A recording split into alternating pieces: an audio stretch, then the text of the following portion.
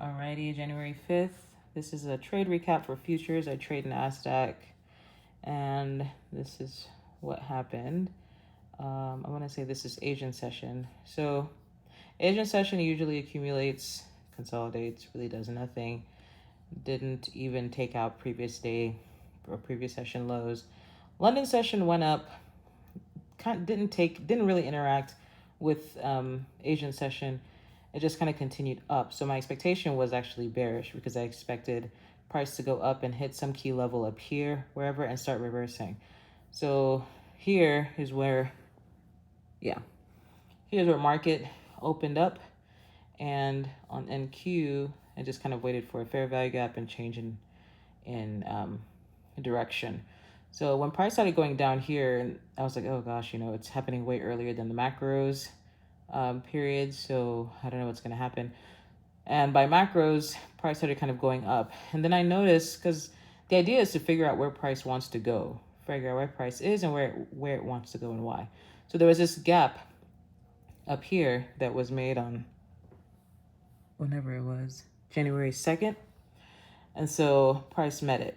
And so when I saw price met that gap, then I just waited for reversal. Now, mind you, this is totally out of the macros. This is not within macro period, but I still wanted to follow the same strategy and trade. It's a Monday, so that was basically what I looked at. Then I also looked at Forex Market or Forex Factory news, and I saw we had PMI news. I definitely waited. That was another reason not to trade. I waited until this news came out, which was 10 a.m. because the candles were just flipping up and flipping down, looking crazy. And so it wasn't a good idea to enter in for me. And so I waited. And then I looked at the numbers, and I felt like actual was less than forecast, which to me suggested bearish. And so when I waited for the market for 10 a.m.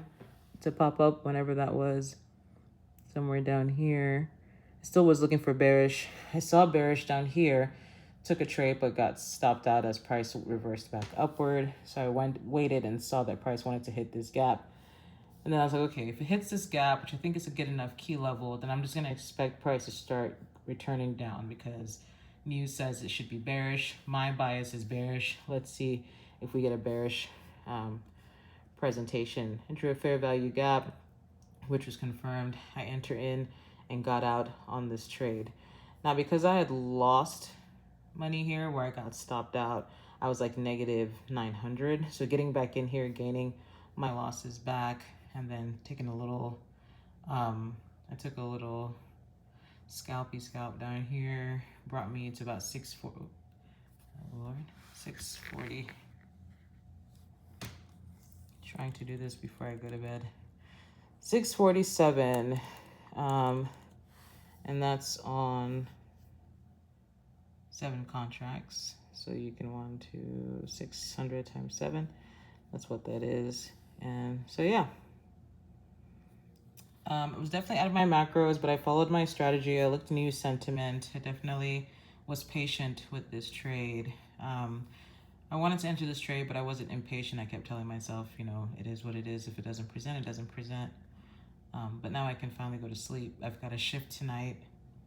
I have a shift in like 6 hours, so I'm going to go to sleep. And let's see what tomorrow does.